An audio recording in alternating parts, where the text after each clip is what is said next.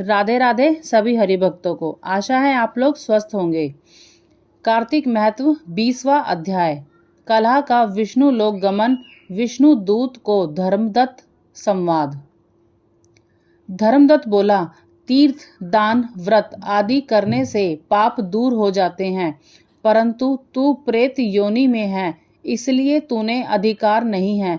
तेरी इस ग्लानि में देह को देखकर मेरा मन दुखी है। तेरा दुख से उद्धार किए बिना मेरा मन प्रसन्न नहीं होगा। 3 योनियों को देने वाला तेरा यह पाप बड़ा उग्र है। थोड़े पुण्य से यह क्षीण न होने वाली तेरी प्रेत योनि बड़ी निंदित है। अतः इस जन्म में जो मैंने कार्तिक का व्रत किया है, उसके पुण्य के आधे फल से तू श्रेष्ठ गति को प्राप्त हो। यज्ञ, दान और तीर्थ यह कार्तिक के व्रत के बराबर नहीं हो सकते हैं। नारद जी बोले, हे राजन, यह कहकर धर्मदत्त ने द्वादशाक्षर मंत्र को सुनाकर तुलसी मिला हुआ जल उसके ऊपर छिड़का।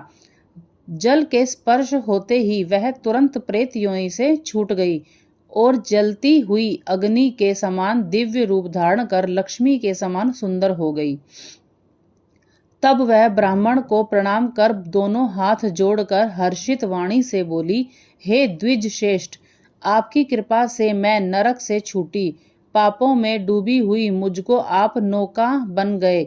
नारद जी बोले, तब कलह ने विष्णु के रूप को धारण करने वाले देवताओं से युक्त एक प्रकाशमय विमान को अपनी तरफ आते हुए देखा। पुण्यशील और सुशील नामक विष्णु के द्वारपालों ने कलह को उस श्रेष्ठ विमान में बैठाया। तब धर्मदत्त ने विमान को आश्चर्यपूर्वक देखा और विष्णु रूपी उन गणों को देखकर दंडवत प्रणाम किया। उन दोनों द्वारपालों ने उस ब्राह्मण को उठाकर उसकी प्रशंसा करके धर्मयुक्त वचन कहे। गण बोले, हे ब्राह्मण, तुम बहुत अच्छे हो, तुमको बार बार धन्य है।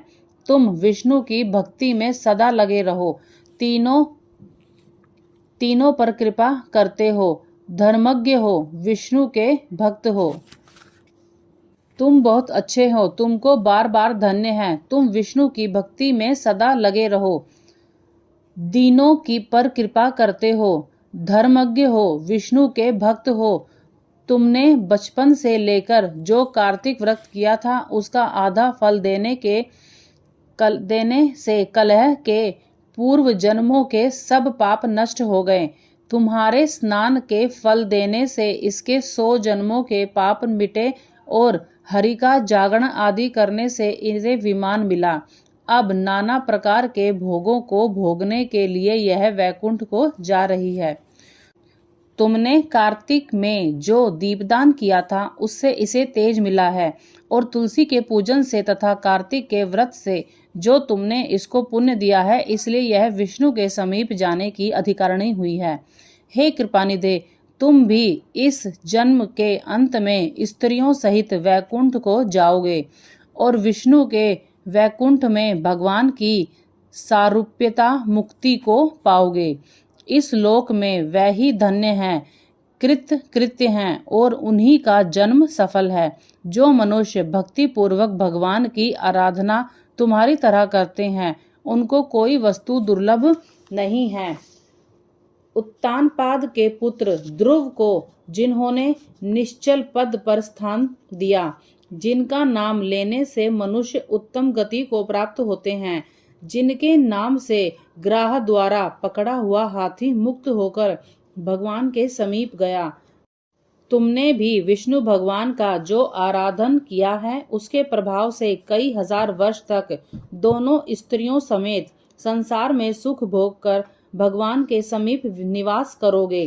फिर पुण्य क्षीण होने पर पृथ्वी पर आओगे और सूर्य वंश में प्रसिद्ध राजा दशरथ होगे, और यह दोनों स्त्रियां भी तुम्हारे साथ रहेंगी, तथा तीसरी यह कलह आधे पुण्य की अधिकारिणी भी तुम्हारी स्त्री होगी, और उस जन्म में भी विष्णु भगवान आपके समीप रहेंगे, अर्थात तुम्हारे पुत्र होकर देवताओं का कार्य करेंगे। तुम्हारे इस कार्तिक व्रत से बढ़कर यज्ञ, दान, तीर्थ आदि कोई नहीं है। हे दिवेंद्र, तू धन्य है जो तुमने विष्णु भगवान को प्रसन्न करने वाला यह व्रत किया है। इस व्रत के आधे फल का पुण्य मिलने से कलहा हमारे साथ विष्णु लोक को जा रही है। राधे राधे।